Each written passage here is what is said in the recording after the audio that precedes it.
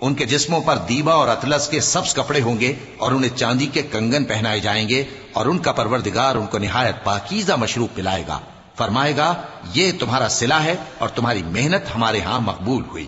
اے نبی صلی اللہ علیہ وآلہ وسلم، ہم نے تم پر قرآن بتدریج نازل کیا ہے، تو اپنے پروردگار کے فیصلے کے لیے انتظار کیے رہو، اور ان لوگوں میں سے کسی بدعمل اور ناشکرے کا کہا نہ ماننا، اور صبح و شام اپنے پروردگار کا نام لیتے رہو، اور رات کو بڑی دیر تک اس کے آگے سجدے کرو اور اس کی پاکی بیان کرتے رہو۔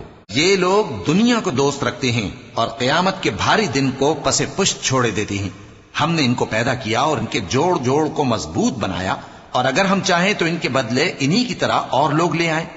یہ قرآن تو نصیحت ہے، جو چاہے اپنے پروردگار کی طرف پہنچنے کا راستہ اختیار کر لے، اور تم کچھ بھی نہیں چاہ سکتے مگر جو اللہ کو منظور ہو۔ بے شک اللہ جاننے والا ہے، حکمت والا ہے۔ وہ جس کو چاہتا ہے اپنی رحمت میں داخل کر لیتا ہے، اور ظالموں کے لیے اس نے دکھ دینے والا عذاب تیار کر رکھا ہے۔